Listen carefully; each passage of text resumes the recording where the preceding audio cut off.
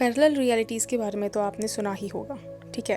पर उसको साइंटिफिकली कैसे प्रूव किया जाए, वैसे तो मैंने इसके बारे में पहले भी वीडियो बनाई है, बट मैं दोबारा से वीडियो बना के आपको ये एक्सप्लेन करना चाहती हूँ कि पैरेलल रियलिटीज़ कैसे एग्जिस्ट करती है, किस साइंटिफिक थ्योरी पे हम इसको बेस कर सकते हैं, वो सब हम पढ़ेंगे आज इस वीडियो में।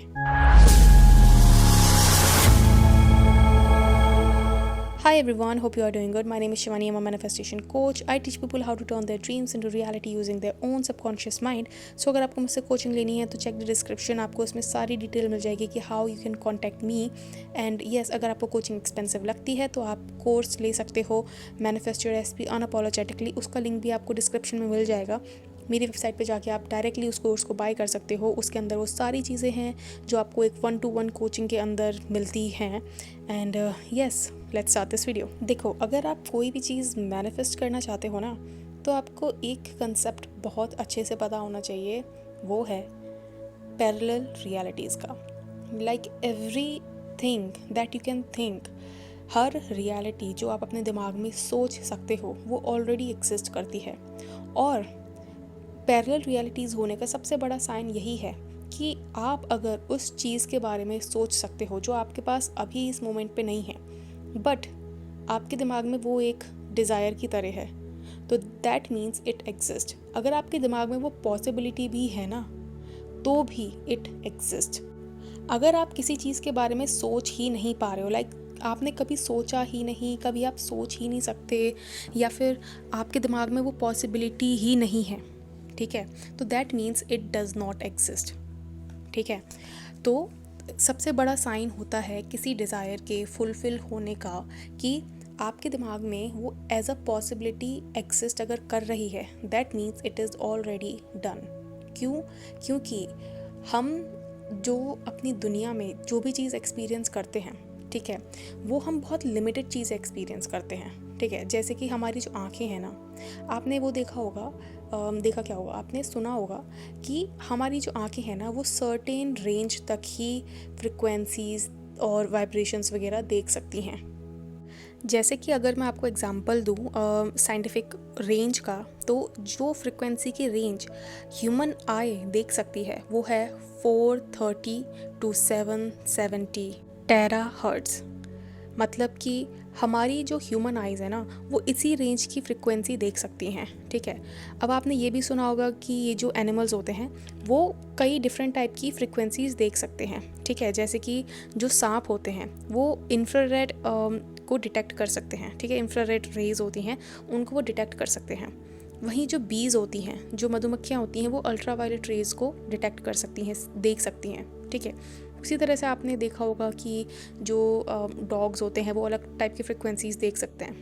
पर इससे आप एक ये चीज़ डिटरमाइन कर सकते हो कि हर कोई अलग अलग टाइप की फ्रिक्वेंसीज देख सकता है, ठीक है।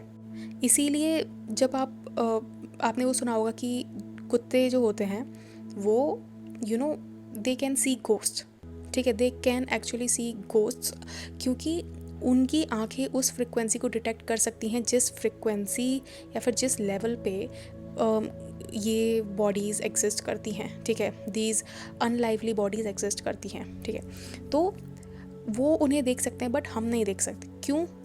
क्योंकि हम उनको तब तक नहीं देख सकते जब तक they don't make themselves visible to our eyes, ठीक है, until we can't see them, जिसको हम बोल सकते हैं जब तक वो खुद को 3D वर्ल्ड में मैनिफेस्ट नहीं करती हैं, हम उनको नहीं देख सकते, ठीक है।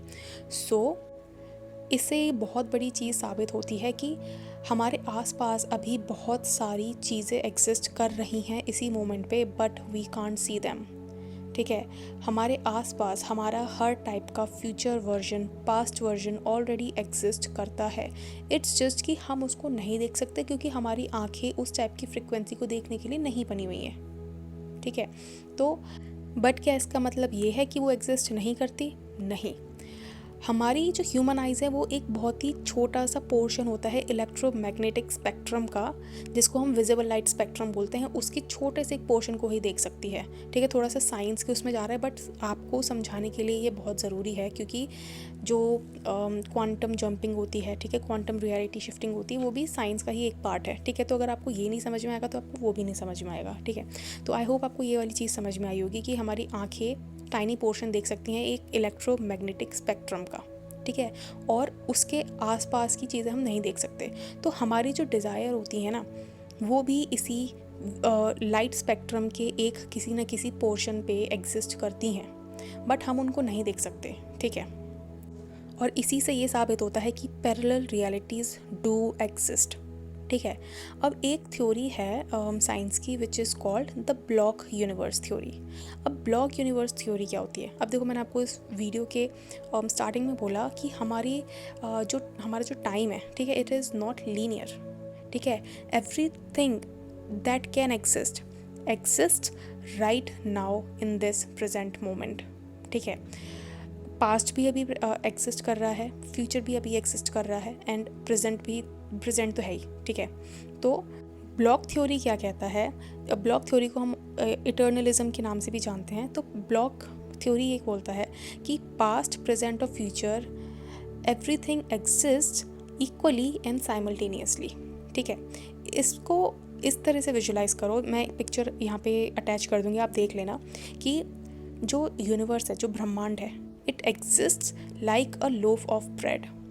ठीक है, मतलब कि एक क्या बोलते हैं उसको, जैसे ब्रेड आती है ना, ठीक है, अब ब्रेड आती है, वो किस पैकेट में आती है? ठीक है, तो वो पूरा का पूरा पैकेट यूनिवर्स आप समझ लो। ठीक है, और each moment exist right now in that block.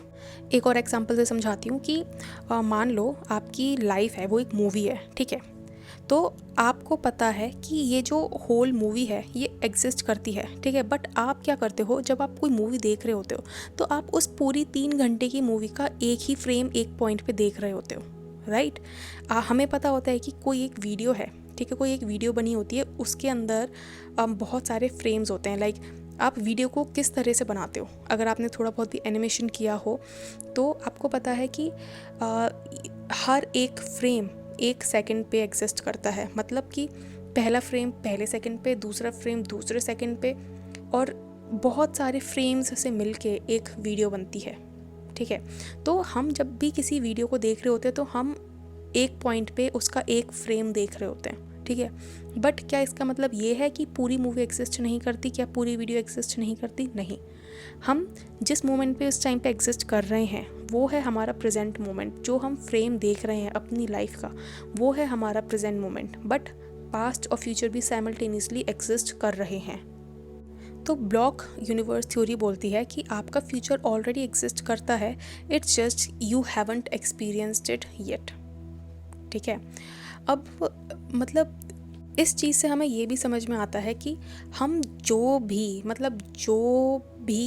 अपना फ्यूचर का वर्जन सोच सकते हैं वो ऑलरेडी एग्जिस्ट करता है उस लोफ ऑफ ब्रेड के अंदर। ठीक है, लोफ ऑफ ब्रेड बोलो, लोफ ऑफ यूनिवर्स बोलो, उस पूरे ब्रह्मांड के एक क्या बोलते हैं उसको, बॉक्स में, ब्लॉक में वो ऑलरेडी एग्जिस्ट करता है। इट्स जस्ट कि हमने अपना सेलेक्टिव अटेंशन डाल के उसको अभी तक एक्सपीरियंस नहीं किया है। और इसीलिए बोलते हैं कि आप हर सेकंड अपनी आगे आने वाला जो फ्यूचर है उसको चुन रहे होते हो। ठीक है, you are not creating it, you are basically selecting your future. Future का हर वर्जन एग्जिस्ट करता है। फ्यूचर का वो वर्जन जिसमें आप अपने एसपी के साथ मैरिड हो वो एग्जिस्ट करता है, आप उसके साथ डिवोर्स्ड हो वो एग्जिस्ट करता है। ठीक है, आपके लाइफ में वो एसपी आया ही नहीं है वो भी एग्जिस्ट करता है, आपकी लाइफ में वो एसपी आके चला गया है वो भी एग्जिस्ट करता है। Like each and every version of you and your SP already exist. ठीक है, इसी तरह से आपकी लाइफ में आप एक पॉइंट पे किसी फ्यूचर के आप 1 करोड़ वाली जॉब कर रहे हो जिसमें आपको 1 करोड़ रुपये पर मंथ मिल रहे हैं। ठीक है, आप ऐसी एक कोई जॉब कर रहे हो जिसमें आपको 10 रुपये भी नहीं मिल रहे हैं, यू आर लाइक अनएम्प्लॉयड। ठीक है, हर वर्जन आपका ऑलरेडी एग्जिस्ट करता है। इट्स जस्ट कि आप कौन सा वर्जन चूज़ कर रहे हो वो डिपेंड करता है आपके ऊपर। ठीक है, आप हर मोमेंट पे, हर सेकंड पे अपना एक फ्यूचर वर्जन सेलेक्ट कर रहे होते हो, और आप जो फ्यूचर वर्जन सेलेक्ट कर रहे होते हो वो डिसाइड करता है कि आप किस फ्यूचर में जाओगे, ठीक है। That is why free will also does not exist. मतलब आपके आसपास के लोगों का फ्री विल है ही नहीं। क्यों? क्योंकि आप जिस मोमेंट पे हो, ठीक है, मान लो फॉर एग्जांपल मैं आपको बताती हूँ, मान लो आप अपने बॉस का बिहेवियर चेंज करना मैनिफेस्ट कर रहे हो, ठीक है। तो क्या है कि अभी इस मोमेंट पे अगर आपका बॉस आपको बहुत ही ज़्यादा खड़ूस लगता है, अगर वो आपको प्रमोशन नहीं दे रहा है, अगर वो आपको आगे बढ़ने का चांस नहीं दे रहा है, basically he is a jackass right now, ठीक है। तो उसके पास कोई भी फ्री विल नहीं है कि वो ये डिसाइड कर पाए कि आप कौन सा फ्यूचर वर्जन उसका सेलेक्ट करोगे, because every one is you pushed out, ठीक है। आप उसका वो वर्जन सेलेक्ट कर सकते हो from the loaf of bread, जिसको हम बोलते हैं universe, the block of universe. उसमें से आप उसका वो वर्जन सेलेक्ट कर सकते हो जहाँ पे he favours you, he selects you always, he promotes you always, he takes your stand always, ठीक है। ये आप पे डिपेंड करता है कि आप कौन सा वर्जन उसका सेलेक्ट कर रहे हो, क्योंकि past present future everything exist right now, और हर वर्जन प्रेजेंट का, सॉरी नॉट प्रेजेंट, फ्यूचर का ऑलरेडी एग्जिस्ट करता है उस एक ब्रह्मांड में, ठीक है। इसीलिए बोला जाता है टाइम इज़ नॉट लीनियर, ठीक है।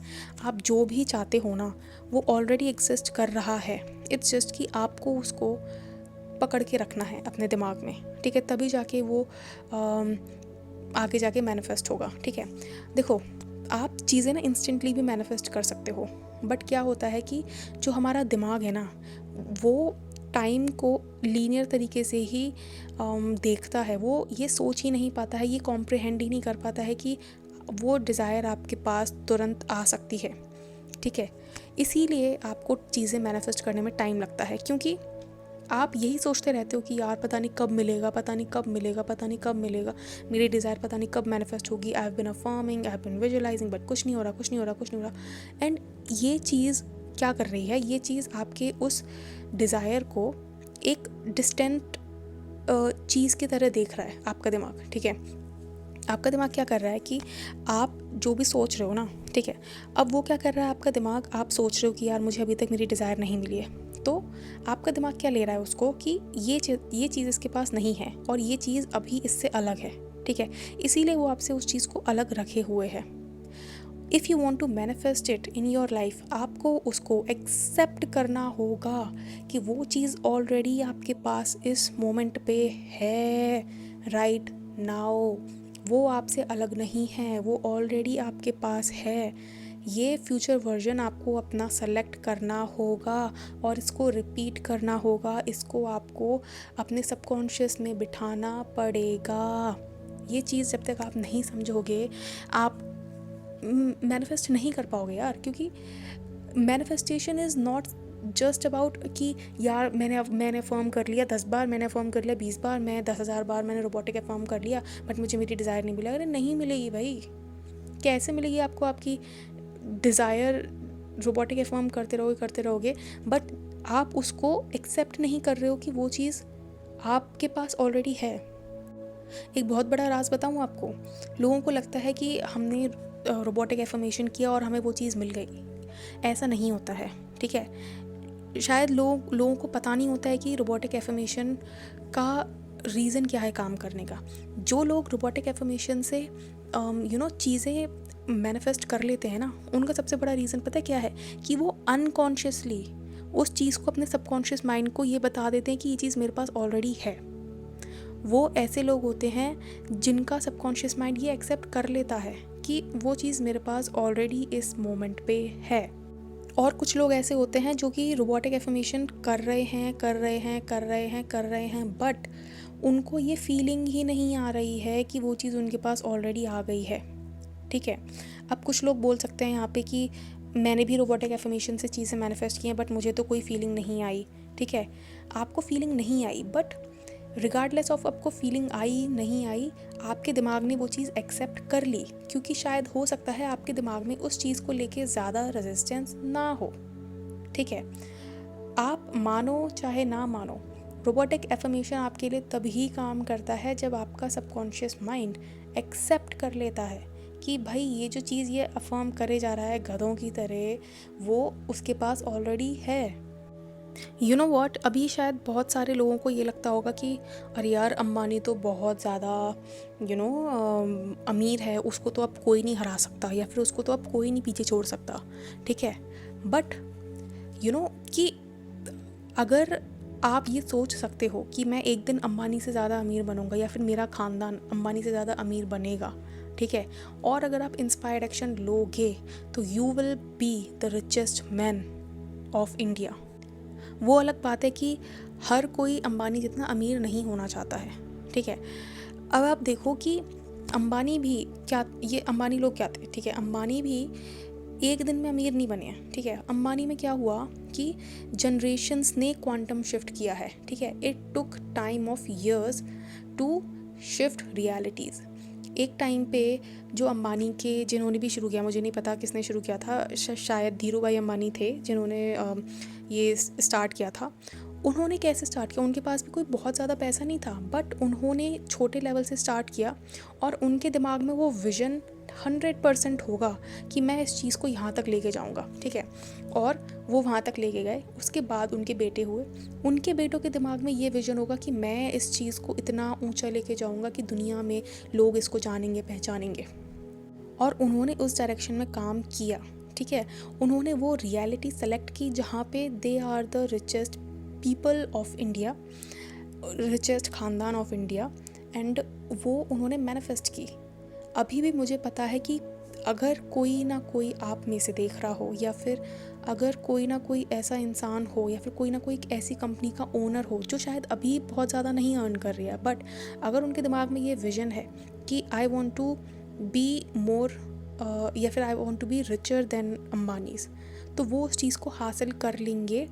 भले ही शायद उनको वो चीज़ करने में डिकेड्स लग जाएं या सालों लग जाएं, बट अगर उनके दिमाग में वो विज़न है और अगर उन्होंने वो चीज़ होल्ड करके रखी है अपने दिमाग में, ठीक है, तो वो उस चीज़ को कर लेंगे। और अभी शायद बहुत सारे लोगों को लगता हो कि अंबानी को तो कोई नहीं हरा सकता, क्योंकि किसी ने वो चीज़ की नहीं है अभी तक, तो किसी को वो पॉसिबिलिटी लगती भी नहीं है। पर जैसे ही कोई इंसान या कोई कंपनी उसको कर देगा ना, वो एक पॉसिबिलिटी हो जाएगी और आप देखना उसके बाद बहुत सारे लोग अंबानीज को पीछे छोड़ेंगे। इट ऑल डिपेंड्स ऑन कि आप अपने दिमाग में किस रियलिटी को एक्सेप्ट कर सकते हो। देखो यार, पैसा कमाना ना बहुत आसान चीज़ है, मतलब it's ridiculously simple, it is ridiculously simple, ठीक है। पर हर इंसान के लिए अमीर होने की डेफिनेशन अलग अलग होती है। किसी इंसान के लिए अमीर होने की डेफिनेशन होगी कि यार मुझे बस 100 करोड़ मिल जाए, मैं अमीर हो जाऊँगा, ठीक है। कोई बोलेगा मुझे बस 10 लाख रुपए मिल जाए, मैं अपने आप को अमीर मानूंगा। कोई बोलेगा यार मुझे बस 4 टाइम का खाना मिल जाए, ठीक है, मैं अमीर कहलाऊँगा। जो बहुत गरीब लोग होते हैं उनका शायद यही ख्वाब होता होगा। आपकी जो लाइफ है वो शायद उनका ख्वाब होता होगा कि यार मुझे बस ऐसी ज़िंदगी मिल जाए जहाँ पे मेरे पास अच्छा पहनने को हो, अच्छी छत हो, मैं पंखे में सो पाऊँ, मैं एसी में सो पाऊँ। वो उनके लिए अमीरियत है, ठीक है। तो हर इंसान के लिए अमीर होने की डेफिनेशन अलग अलग है। हर कोई अंबानी बनना भी नहीं चाहता है, बट जो बनना चाहता है वो अगर इस चीज़ को समझ जाए कि वो रियलिटी ऑलरेडी एग्जिस्ट करती है, अगर उसके दिमाग में ये चीज़ है कि मुझे अंबानी से ज़्यादा पैसा कमाना है, मतलब वो रियलिटी उसके लिए ऑलरेडी एग्जिस्ट करती है, और अगर वो काम करेगा उस चीज़ के ऊपर तो एक दिन वो ये चीज़ कर भी लेगा, ठीक है। तो इस चीज़ से मैं आपको ये बताना चाहती थी कि फ्यूचर ऑलरेडी एग्जिस्ट करता है, ठीक है। तो आप फ्यूचर बना नहीं रहे हो, आप बस फ्यूचर में एंटर कर रहे होते हो। अब आप किस फ्यूचर में एंटर करोगे ये आपके ऊपर डिपेंड करता है, बिकॉज आप कौन सा फ्यूचर सेलेक्ट कर रहे हो in your mind, in your consciousness is still in your power. अब ये जो थ्योरी है ना, ये ब्लॉक यूनिवर्स थ्योरी, ये कहती है कि टाइम डज नॉट फ्लो, ठीक है। Time is not moving forward, we are moving through it in our awareness, ठीक है। अब मैं क्या बोलती हूँ, मैं आपको हमेशा ये चीज़ बोलती हूँ कि आपकी जो अवेयरनेस है, ठीक है, आपकी जो कॉन्शियसनेस है, वो आपकी असली रियलिटी है, ठीक है। तो आप क्या कर रहे होते हो, ब्लॉक यूनिवर्स थ्योरी क्या बोल रही है कि आप टाइम के साथ फ्लो नहीं कर रहे हो, ठीक है। टाइम आपके लिए फ्लो नहीं कर रहा है, वो वहीं है, ठहरा का ठहरा है, एक ब्लॉक है यूनिवर्स का, उसमें वो ठहरा हुआ है, ठीक है। पर आप क्या कर रहे हो, आप उस उस टाइम में जंप कर रहे हो through your awareness, through your consciousness, bye selecting कि आपको किस फ्यूचर वर्जन में जाना है, किस फ्यूचर वर्जन में जंप करना है, ठीक है। सो ब्लॉक यूनिवर्स थ्योरी ये भी बोलती है कि ये जो पूरी की पूरी कायनात है ना, पूरे की पूरी ये जो ब्रह्मांड है, ठीक है, it is a part of a 4D structure, ठीक है। It is just a fixed 4D structure, मतलब कि कोई भी रैंडमनेस नहीं है कि कोई चीज़ यहाँ है, कोई वहाँ है, कोई वहाँ है। Everything is existing at a certain spot, ठीक है। और हम जंप कर रहे होते हैं from one future version two another future version, ठीक है। और यही चीज़ नेवल गॉडार्ड ने बोली है अपनी बुक क्या बोलते हैं उसको, फीलिंग इज़ द सीक्रेट में, कि creation is already finished, you are not creating anything, सब कुछ ऑलरेडी बना बनाया है। इट्स जस्ट कि आप जब अपने कॉन्शियसनेस में किसी नई रियलिटी की पॉसिबिलिटी को लेकर आते हो, that means it is already a reality, वो ऑलरेडी एग्जिस्ट कर रहा है। इट्स जस्ट कि आपको उसमें जंप करना है। You have to quantum shift from that reality to your future reality. अब जैसे कि बहुत सारे लोगों का ये क्वेश्चन हो सकता है कि तो इसका मतलब ये है क्या कि कुछ भी चेंज नहीं हो सकता है? नहीं, एवरीथिंग कैन चेंज, बिकॉज भले ही आपका फ्यूचर फिक्स्ड है, ठीक है, फ्यूचर नहीं मतलब भले ही आपके फ्यूचर वर्जन्स ऑलरेडी एग्जिस्ट करते हैं और वो एक जगह पे फिक्स्ड है, ठीक है, पर इसका मतलब ये नहीं है कि वो मूव नहीं करेंगे। आप उनके ऊपर जंप कर सकते हो यूजिंग योर कॉन्शियसनेस, ठीक है। एक लाइन बोलती हूँ, उससे आपको समझ में आएगा। While the block seems fixed, your consciousness may not be, ठीक है। इसका मतलब है कि भले ही वो ब्लॉक थ्योरी के अंदर यूनिवर्स आपका ब्लॉक के रूप में फिक्स्ड है, ठीक है, पर आपकी कॉन्शियसनेस फिक्स्ड नहीं है। आप जंप कर सकते हो किसी भी फ्यूचर वर्जन में using your own consciousness. So future is not pre determined, ठीक है, सब कुछ ऑलरेडी अवेलेबल है। इट्स जस्ट कि आपका अवेयरनेस किस चीज़ पे जाता है, आपका ध्यान किस चीज़ पे जाता है, वो डिटरमाइन करेगा कि आप क्या चीज़ एक्सपीरियंस करोगे अपनी लाइफ में। तो अगर आपको आपकी लाइफ में कोई भी चीज़ मैनिफेस्ट करनी है ना, तो आपको अपना ये देखना होगा कि मेरा ध्यान किस चीज़ पे रहता है हर टाइम।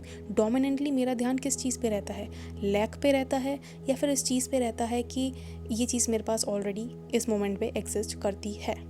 अब जैसे जीपीएस होता है, ठीक है, तो जीपीएस में क्या होता है कि आप मान लो आप जीपीएस पे किसी एक चौराहे पे खड़े हो, ठीक है, तो जीपीएस आपको दिखाएगा कि आपके डेस्टिनेशन पे पहुंचने के लिए 3 रास्ते हैं, ठीक है। वो दिखाएगा 3 टाइप के रास्ते आपको बने हुए आएंगे, ठीक है। एक दिखाएगा फास्टर, एक दिखाएगा 15 मिनट स्लोअर, एक दिखाएगा 1 आवर स्लोअर, ठीक है। अब आपको सेलेक्ट करना है कि आप किस रास्ते पे जाओगे, और जैसे ही आप उस रास्ते पे आगे बढ़ोगे, वो दोनों के दोनों रास्ते का जो क्या बोलते हैं वो जो ब्लू हो जाता है ना रास्ता, वो बाकी के 2 रास्ते हट जाएंगे। क्यों? क्योंकि आपने एक रास्ता चुन लिया है, ठीक है। अब आप जिस पॉइंट पे आगे बढ़ोगे, उस पॉइंट से फिर आपको 2-3 ऑप्शन दिखेंगे कि ये रास्ता है या ये रास्ता है या ये रास्ता, आपको किस पे जाना है, ठीक है। फिर आप उस वाले पे चले जाओगे, फिर बाकी के 2 गायब हो जाएंगे, ठीक है। तो आप क्या कर रहे होते हो, आप हर टाइम इन योर माइंड एक सर्टेन चौराहे पे खड़े हो, ठीक है, और वहाँ से आप ये सेलेक्ट कर रहे हो कि अब मुझे आगे कहाँ जाना है, और वही जंप आपका डिसाइड करेगा कि आप क्या एक्सपीरियंस करोगे, ठीक है। तो आई होप आपको ये वीडियो पसंद आई होगी, चीज़ें समझ में आई होंगी कि ब्लॉक यूनिवर्स थ्योरी क्या है, ठीक है। और ये बहुत इंटरेस्टिंग थ्योरी है। अगर आप इसके बारे में और पढ़ना चाहते हो तो आप पढ़ सकते हो, इंटरनेट पे बहुत सारी चीज़ें अवेलेबल हैं, ठीक है। तो आई होप आपको ये वीडियो पसंद आई होगी। If you did, you know the drill, like share and subscribe. और अगर आपको मुझसे कोचिंग लेनी है तो चेक द डिस्क्रिप्शन, आपको उसमें सारी डिटेल मिल जाएगी कि आप मुझसे कैसे कॉन्टैक्ट कर सकते हो। एंड येस, अगर आपको कोचिंग एक्सपेंसिव लगती है तो you can go and by the manifest your SP unapologetically course. वो आप खरीद सकते हो, उसमें सारी डिटेल मिल जाएंगी आपको कि मान लो अगर आप कोचिंग लेते हो तो 1 घंटे में जो नॉलेज आपको मिलेगी ना, वो सारी नॉलेज आपको उस कोर्स में मिल जाएगी। इट्स जस्ट कि आपके पास कोई 1-to-1 कॉन्टैक्ट नहीं होगा, but it is as good as 1-to-1 coaching. तो आई होप आपको पसंद आई होगी ये video, and I will see you in my next video. Until then, bye bye, see you in my next one.